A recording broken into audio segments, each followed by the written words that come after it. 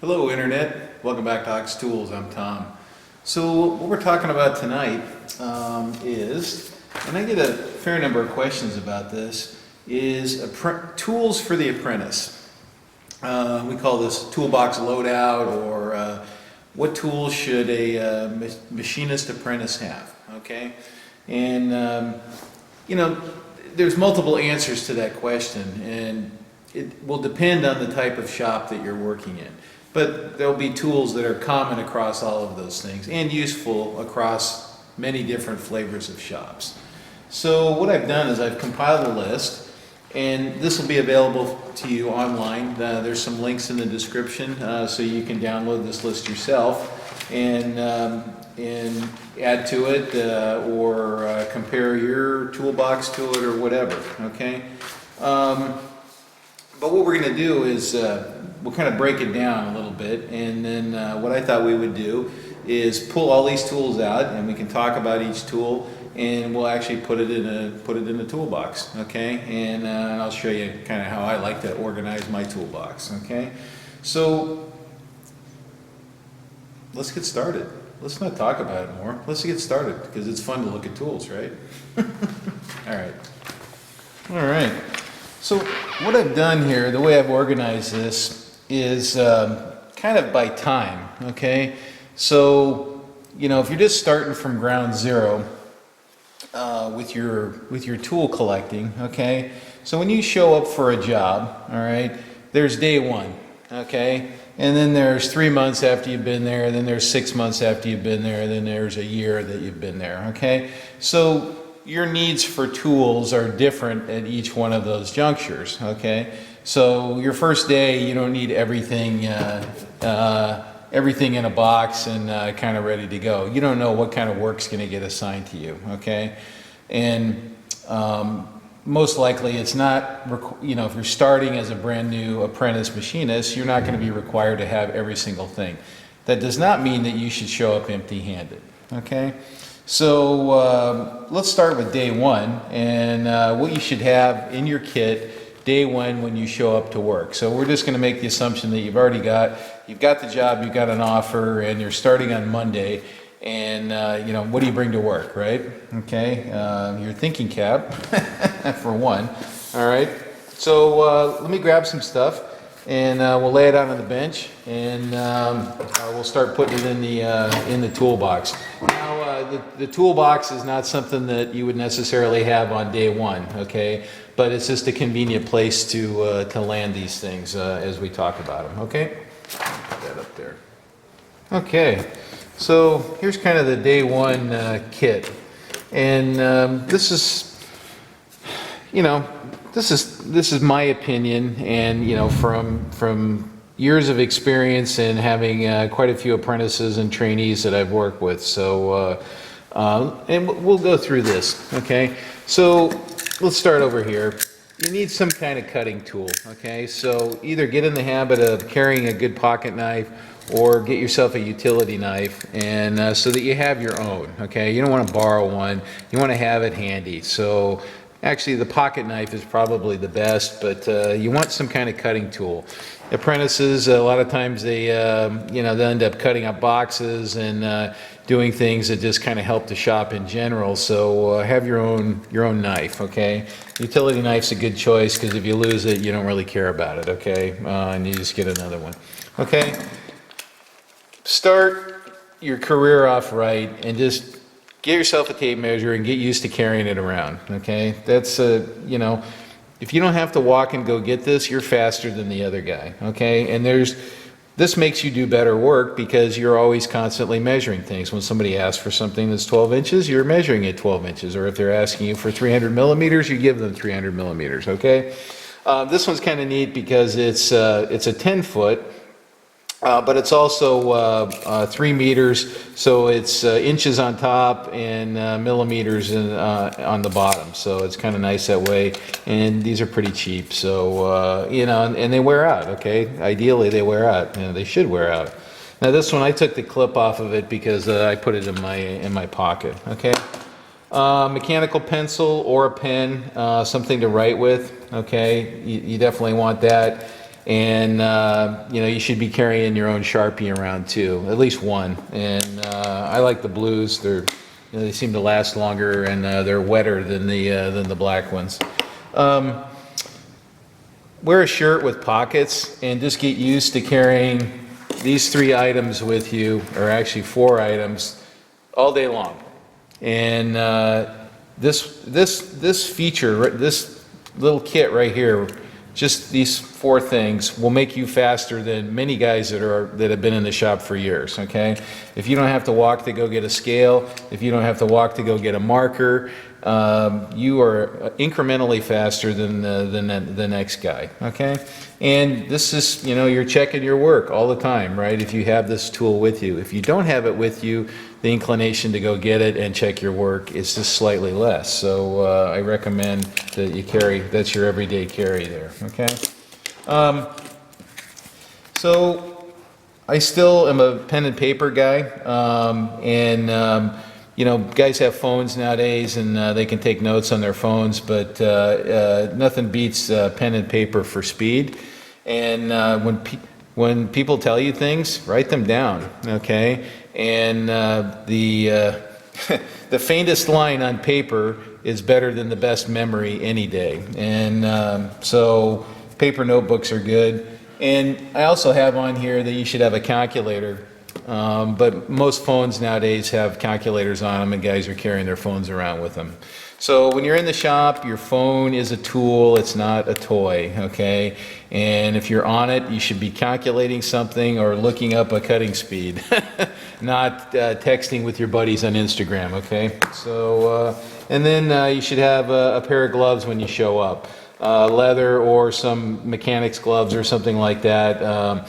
You'll probably be cleaning out machines and moving scrap metal around, or moving stock around into the saws and doing different things. So this is kind of your day one kit right here. Okay? All right, so we'll put that in the toolbox, and then we'll move on to what you should have, you know, after 3 months. And you'll be kind of incrementing your way along and with your tool purchases, okay? Okay. So, you know, kind of after 3 months, so you know, from 0 to 3 months, you know, this list also makes the assumption that you're reinvesting some of your wages into buying tools, okay?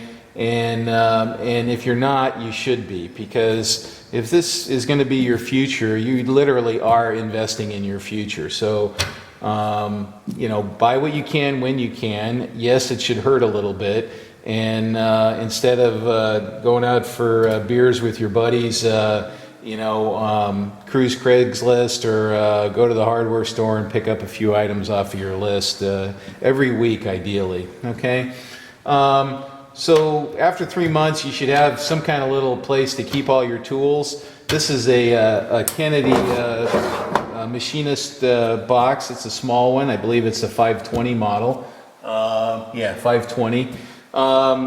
It's a good size to start with. It holds quite a bit of stuff, and you can actually still pick it up even when it's pretty full. So, so as you buy your tools, you'll be putting them away in your box and filling up your box, and then pretty soon you'll need a bigger box, and et cetera, et cetera. Okay, so literally you're investing in your future. Okay, so you should mark all your tools. That way, if you forget them somewhere in the shop, guys like me and Adam will know who they belong to, so we can hide them properly. No, so that we can return them to you, and anybody else that picks them up. And if you see a scale laying on the bench, you can look at it and go, oh my gosh, that's got my name on it. I laid it down and I forgot about it. So mark your tools, put them away, and then let's go. We'll go to the next stage here and put some stuff in here.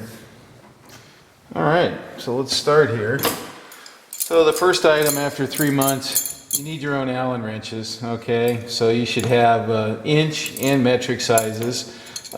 These are ball driver tips, and that's a homemade holder, although you can buy these Ronco plastic ones for a couple of bucks. I prefer these over the Bondus style. They're easier to get these in and out. So So anyway, those go in the box. I like them in the top because you're using them all the time, right? That's something that you're grabbing day in and day out, so they really need to be accessible, okay?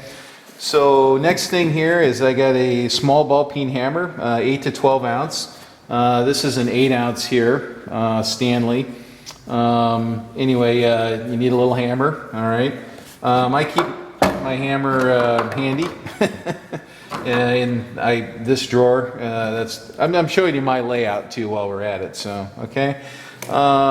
Screwdrivers. So if you're going to buy one screwdriver, this is a pretty good one.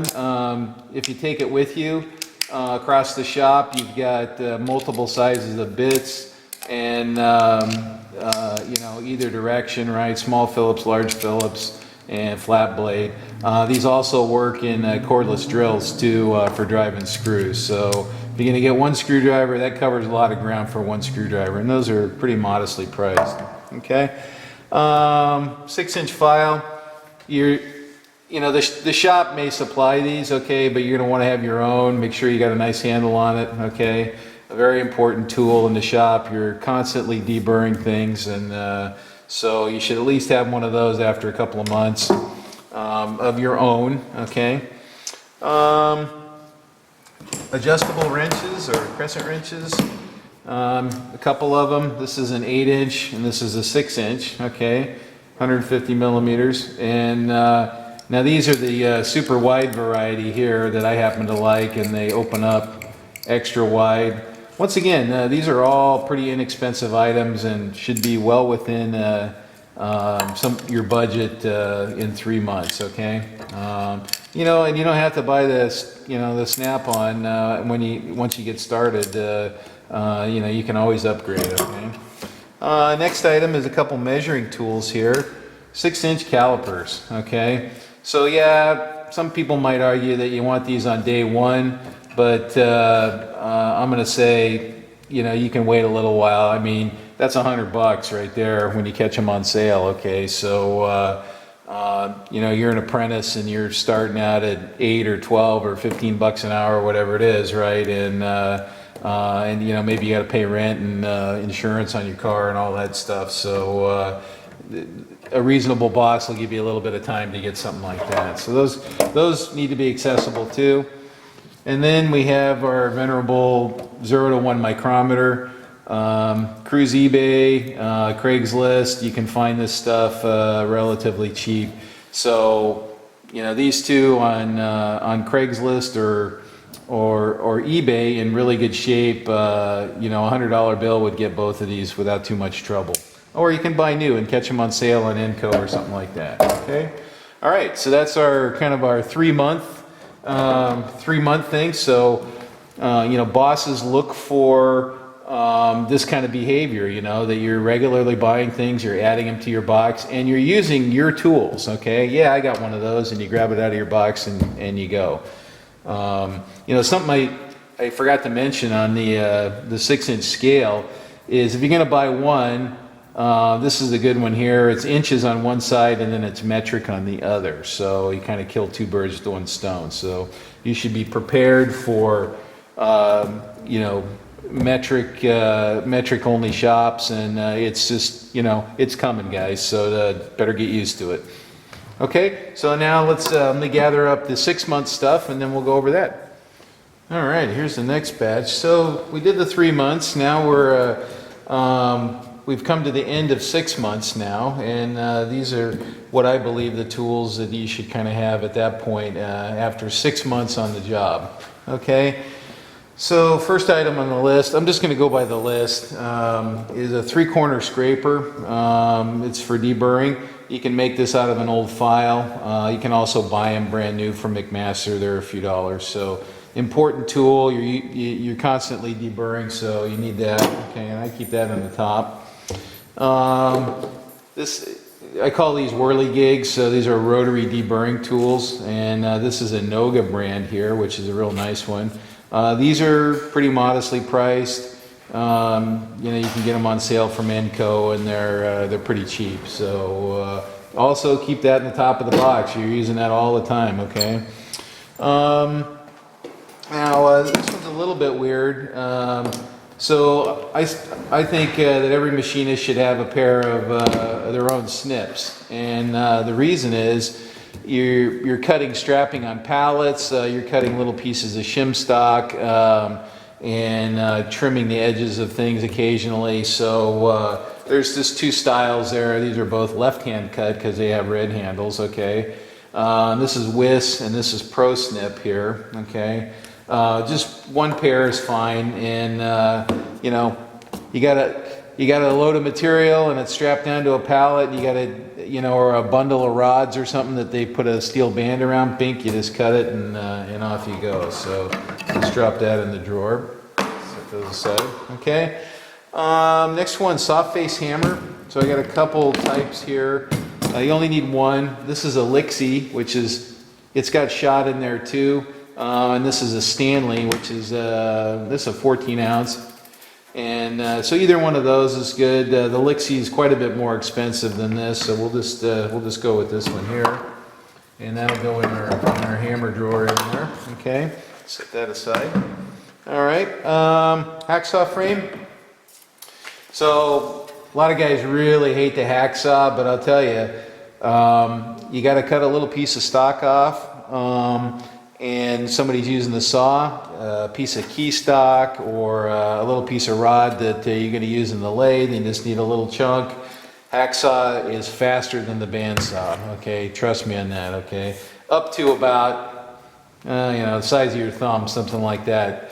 You got a good bimetal blade and a high tension frame like this. I can grab this and get through it before you can walk over to the saw and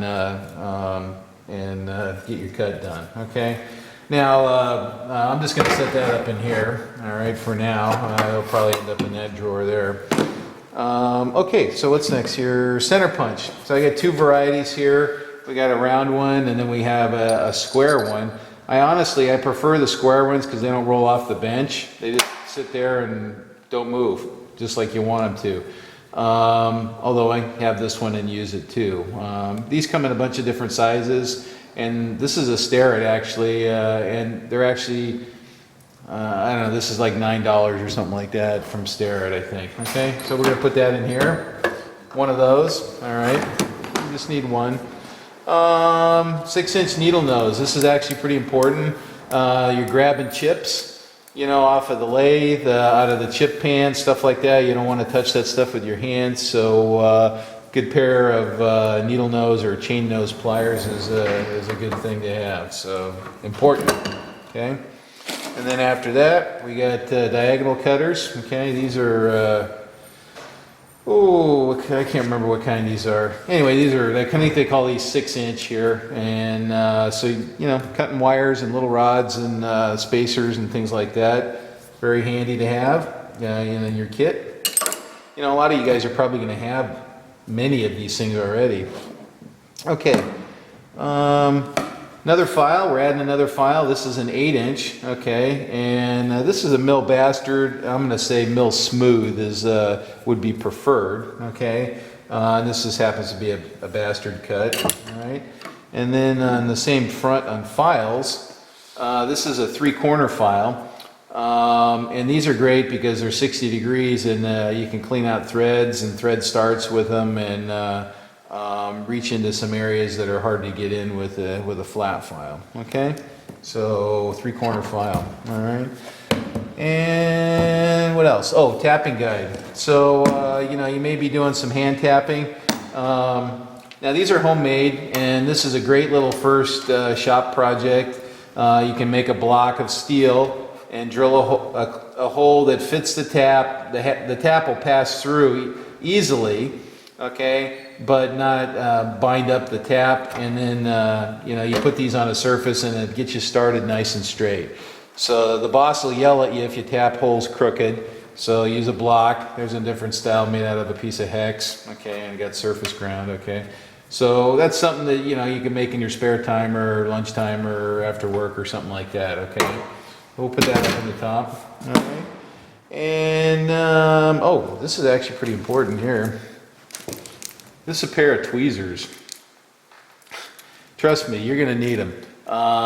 One thing you get in the shop is you get little metal splinters, and I'll tell you, all work stops when you get one of those. So get yourself your own set of tweezers and keep them handy, because I pretty much guarantee you're going to use them, okay? All right, and the last thing is in the plier front is a pair of vice grip locking pliers. These are pretty handy. You can probably substitute channel locks for this, although I think I have channel locks later on in the at the 1 year mark. Okay, so anyway, that's another good addition to just kind of a general kit. Okay, all right. Let me grab the next pile, and then we'll keep going here.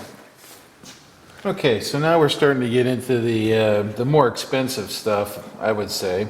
But you know, this is from 6 months to a year, so you got 6 months to work on this this part. So I'm gonna, you know, we're making the assumption too that you've been progressing, and now you're getting small machining jobs to do. You're not just doing general shop maintenance kinds of things. So get your own set of parallels. 1/8 inch ones are great. Buy cheap import ones. The expensive ones are really expensive, and they're not noticeably that much better.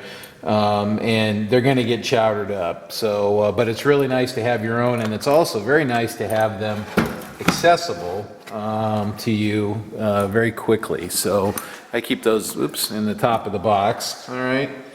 Next thing is you'll want an edge finder, at least one. You'll need one at least by then, okay. Here's a 1/2 inch, 13 millimeter, and then here's a 200,000ths here, okay.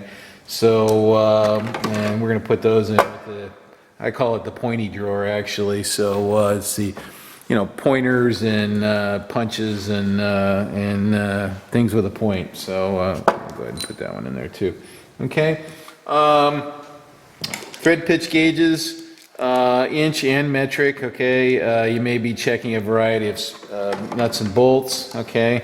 I keep those in a separate drawer from the punches. This drawer, this is one of my action drawers here that's opening all the time on my toolbox, okay.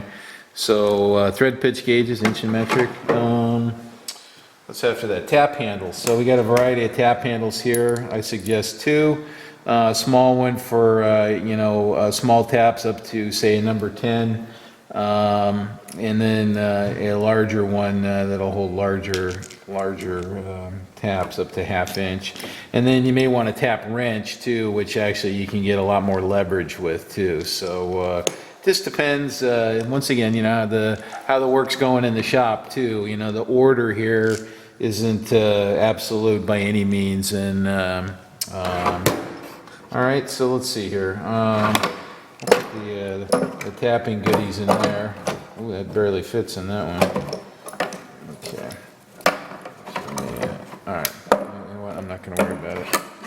We're not going for neat. Okay, and then the next kind of, I would call it a big ticket item here. This is a high quality combination square, and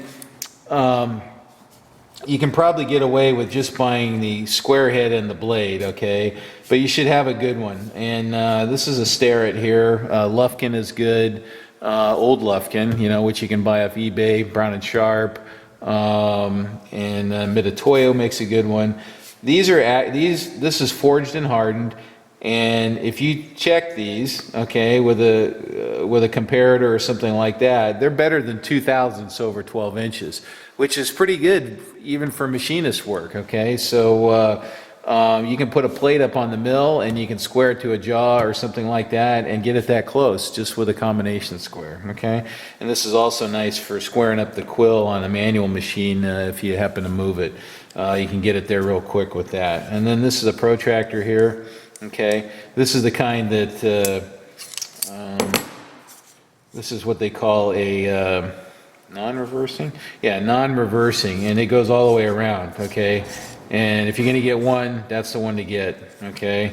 The other one only goes, you know, that far or something like that, but it has a fence on either side, which, you know, is not as useful in my opinion, okay? All right, and this is a centering head here, okay?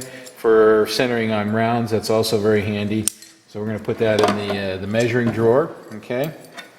All right, and let me grab the next little lot. All right, so the next set of items here. So So I have a drill chuck, 0 to ½ inch capacity. Now, you can spend a lot of money on an Albrecht, okay? And, you know, if you're doing okay and you got the money, great, get one of these. They're very fast. Jacobs are perfectly serviceable. They're excellent chucks. And in many cases hold better than the Albrechts, depending on what you're doing, okay? So this one's, yeah, this is 0 to ½ inch here. There's several types. This is the ball bearing type. Not totally necessary, but just nicer. My only comment here is get a straight shank on it, okay? And people are going, oh no, you should get an R8 shank, blah, blah, blah. Well, with a straight shank, you can use that in any machine, CNC, manual, whatever, okay? R8, you only get to use it one place, okay? And it's considerably longer, okay? So you have to drop the knee down to get it in. And you notice that these are short here, and they're short for a reason. So anyway, 0 to ½ inch chuck or 0 to 13 millimeter chuck with a straight shank of some sort on it is a very good, nice to have your own, and then you kind of maintain it and you know what condition it's in and all that. You're not using the shop beater chuck, okay? So we're gonna put that in the chuck drawer, all right? I'll set that aside. Next up is a 1 to 2 and 2 to 3 micrometers. So there's a 1 to 2 and a 2 to 3, okay? So this is about as many micrometers as you would need. Beyond that, the shop that you're working for would probably supply them. Some guys like to have their own, so they keep buying them, and maybe your company requires you, but most reasonable shops will, you only need to have up to 3 inch yourself, and beyond that, the company will have a tool crib where you can you get one out. So let's put those in, okay? All right, let's put that in there. All right, and then we got a couple of kind of specialty mics. This is a multi-anvil mic. This is a very, very useful tool. You can do many things with it. You can take this base off. You can measure, you can see how thin that is. You can reach into places that are difficult to measure. So you can measure steps, measure thin things. It also has an alternate pin, a round pin, so you can use it like a tubing micrometer. Very handy tool. So that's something that should be in your kit as well. Once again, they don't give this stuff away. That we're into the more expensive items here. Okay, and then last thing on micrometers is you'll want a depth micrometer, and these usually come as a set, 0 to 3 inches or 0 to 6. And once again, it kind of depends on the work that you're doing. You can buy the accessory rods after the fact, so get the smaller set to start with and then expand from there, okay?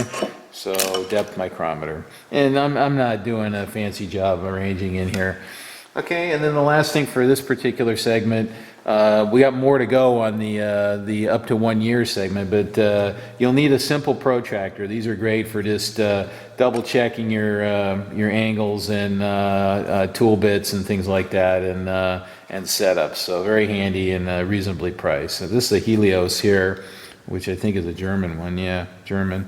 Yeah, actually, this is a nice one. It's nice and thick, and I like the polish on this one as well. So okay. And of course I have other ones too. All right, so let me get the next lot together and we'll go from there. Okay, so actually part of that last lot that I forgot was telescoping gauges. This is for measuring bores and slots and things like that. These are pretty modestly priced, so that's a good one there. All right, and then next after that we got a 1 inch travel indicator, okay, with a lug back, okay, and this is a Starrett. You know, these things take a beating in the shop. You actually use them a lot. You can use them for stops or on the lathe or in the mill or whatever, and they kind of take a beating. So you know, good ones are nice and they're smooth, and so buy a good one if you can afford it. If not, You can buy, you know, some of these offshore ones at a reasonable price, and then you don't worry about it so much, okay? So set that up to the side. And then to go with that, this is a Mighty Mag base, okay, that you can easily attach the lug back to in a couple of different configurations, so you can use it like a lathe stop, cross slide stop to monitor if it's moving on you, something like that. You can put it on the saw and bump your stock against it, whatever. You can monitor something on the milling machine to see if it's moving and whatnot. This is kind of a neat tool because it gives you a variety of mounting options, and these are pretty cheap. These are $20 or something like that. Okay, the more expensive one is this guy here, and this is, you know, our good old Noga, and this will mount a variety of indicators here, including this one here on the shank, or there's you can put an attachment in here to go to the lug back, so you can put this anywhere and indicate in a chuck, or check run out on something or whatever. So that's on the list as well. All right, and once again, these are heavily used items that you would hope. And you can see that we're kind of rapidly running out of room in our toolbox here, so you know, we're gonna pack this one, trust me. Okay, what else? What's this next here? We did that. Oh, carbide scriber. You know, you might argue that this could come earlier too, right? So, you know, I spent some time thinking about the order of things, so, but, you know, that could certainly come earlier, and it's an inexpensive item. That was carbide tip, by the way. Then we got a mill stop. All right, this is a little one that clamps onto a vise jaw.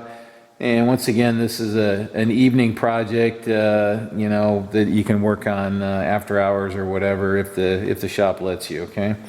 And it goes, I keep mine in that particular drawer, so, okay. Next, set of picks. You know, you're constantly digging at stuff, I can tell you, okay? Chips that are down a hole, or some little screw head that needs to get cleaned out before you can get a screwdriver into it. So a couple of picks or a little set like this is just a really welcome addition to any toolkit. That's a snap-on. There's the part number there, and you know, even the snap-on one's not too expensive, and if you bust one off, they'll give you another one. So okay, all right. And we got some drive pin punches. These are Starrett's, but other folks make them. This goes from about 1.5 millimeters up to, what is that, 3/8? God, can't 5/16. I can't read the. It's so worn. This is an old set. I've had this for a while, and trust me that those look pretty good, but they've been replaced multiple times because these get chowdered up, you know, bopping things around and punching pins out and that kind of stuff. So very, very handy item. I'll go in that drawer. All right. Okay. Indicator. We'll put the indicator in here. Okay. Okay. Next up is some kind of fine cutting tools. So we got a scalpel here with a number 11 blade, or we have an X-Acto knife with I think they call it an 11 blade too. These are great for deburring, okay? The blades are cheap and you can scrape with them, and you can, they got a very, very fine tip. You can shave and cut plastic with them, so it's a very handy deburring tool. Watch where you put these, because a lot of times you're just diving into the box, so I suggest this drawer and point the tips away from you, so when you reach in, you're not going for a point when you reach your hand in there. Okay, next we got, I said a set of V-blocks. This is actually my first set of V-blocks that I ever bought, I think. And these are Brown and Sharp, and I bought them from a friend of mine, and used the heck out of them. So, you know, I think I could argue the case for a pair or not a pair, right? But usually they kind of sold in pairs, so it's a good idea. But what I would say is, to this account, is it's really nice to have two sizes, okay? And when you're holding stuff in the mill vise, round stock, things like that, you want to put it in a V block. so you have 3-point contact, okay? And what I mean by that is, you know, you have something in here and then you clamp it in the vise so it's touching 2 places on the V-block and the vise jaw is holding it in there. And then it can't turn on you, okay? So it can't, you know, when you're drilling the end of it, it can't go and move on you. So this is a Brown & Sharp 750B. And, you know, I didn't grab, it comes with a clamp that looks similar to this. So if you're going to get some V-blocks, get a smaller one and get a larger one, and you'll be a happy camper, okay? And another type that's really good too is what they call the fishtail, because it looks like a little fishtail, right? And that's a Starrett. These are nice because, you know, you can clamp them down and you get another V here. And you can lay them over on their side, and the nature of the clamp, the way the clamp is you can adjust them. So these are more expensive, but they're also very nice. But these would be my first choice right here. So, okay. Oh, and the last thing here is a set of 1, 2, 3 blocks. These, you know, everyday use ones get pretty hammered if you're using them a lot, and so I would say import ones are fine, unless you're doing really fussy stuff, or you have a thirst to have the best available ones around. So and they sell these dirt cheap, okay? So all right, so let me put this away and then we'll go to the next segment. Okay, so we're getting down to the wire here, guys. So there's no good way to go through this really fast, so and talk about each piece. Okay, so next thing, set of feeler gauges. Okay, just a general set of those. Those are very handy in the machine shop. Okay, put those in the measuring drawer. Okay, test indicator. So this is, you know, there's a wide variety of these available. So pick one that you like, or you know, try some out of your coworkers if they'll let you, and see which one you like the best. I've actually been liking this Brown & Sharp Best Test. I like the dovetail configuration on it, and the action's pretty nice. So I like the large dial. The older you get, the larger the dial. So okay, we'll slip that into the. Actually, let's put that in the indicator drawer here. Okay. And I would organize this a little bit better, but let's just keep going. Okay, small inspection mirror. This is very handy, looking behind something. Sometimes you want to look at your indicator and it's in an awkward position. I think, nope, this one. I have another one that telescopes. This one is just a small one. Okay, so we'll put that in the little drawer. Some more rulers, 6-inch hook rule, very handy. You can reach down a bore and you can measure, and you know, somewhere where you can't see the end, and you can use the hook. The very handy tool. Okay, so that'll go in that drawer. And then we're going to say flexible ruler. Okay, so this is a 300 millimeter or 12-inch. Okay. Very handy where you got to measure around a curve or something like that, or bend it to get down into something. Okay, you know, kind of put an offset into it to get down into something. They're very handy to have. Okay, and then you're going to want a couple of longer rules. So you got a couple choices there. You can go for just a, you know, like a 24-inch, you know, excuse me, 600 millimeter rule, something like that.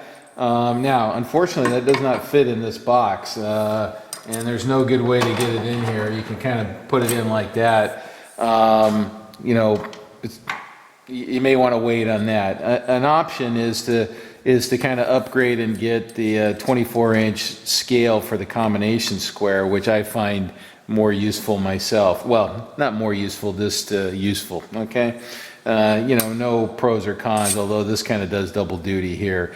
And these are very accurate overall length. You know, if you measure that with a micrometer, it's very close, and same on the width here. So that's an option too for this guy here. All right.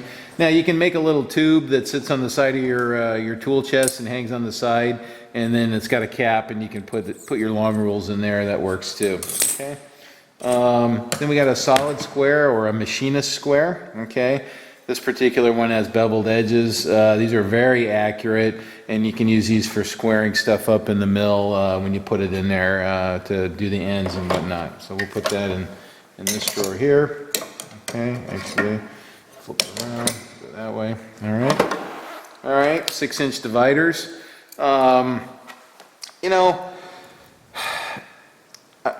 I wanted to include this because I use them all the time, okay, for scribing little arcs and doing little layouts and stuff like that. You know, modern times, I know you could kind of go either way with this, but I included it anyway, okay, so we'll put that in the pointy drawer. All right.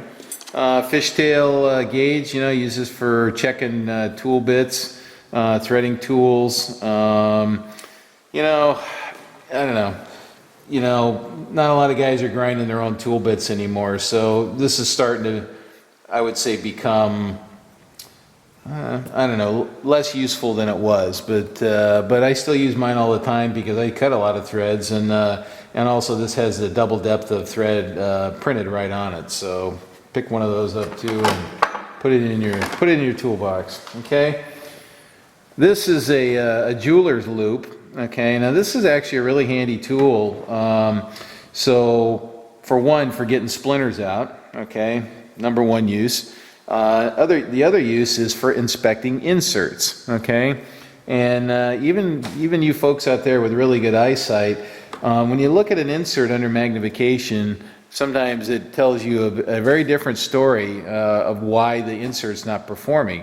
An edge is broken down a little bit, but it's very difficult to see with the naked eye. Anyway, loop is extremely handy. You'll see insert sales guys, and they whip out their little magnifiers, and they look at inserts and tell you all the terrible things that you're doing wrong with their tools. So anyway, there's that. We got a set of Torx. You know, most of your insert tooling uses Torx screws, fasteners, and this is a nice little set. Actually, I kind of like these butterfly style. Another option is L wrenches, or this one for the guys that tend to lose things is one that's kind of all together. So, you know, one of these options, having a set of Torx is pretty nice in your kit too. Okay. Let's put this one in there since it's kind of self-contained, all right? All right, so we'll move that aside. And then a couple more items here. Adjustable parallels. I use the heck out of mine, so I'm just going to include them. And, you know, honestly, you really want two of each size. That's really the cat's meow. But these are so handy for measuring slots and measuring things and doing odd setups. You can do sine bar setups with them really quickly, or use them as packing blocks to take up space in a place that you want to take up space. They're just super, super useful, and I keep mine really handy in this particular drawer in my kit. Okay. All right, so we'll put those away up there. All right. And then after that, actually we're going to go back in that drawer, is we have some abrasive stones. So this is a little, I should have cleaned it, but I didn't. This is a little bench stone, Norton. So it's fine on one side, coarse on the other. So I think this is 320 grit and 120 grit on this side. So they call it a combination bench stone, and maybe you can see the number there. It's a I can't read it, IB or 1B134, something like that. Anyway, very useful. And then a couple of diamond hones, these easy laps here. You got a coarse and a fine. Sometimes you down to your last insert or something like that, or you got something in a hard material that you need to take an edge off of or something, and these are cheap and very good for honing tool bits. Okay, easy lap. All right. So let me check my list, make sure I got everything, and I think we're pretty close here. So let me double check.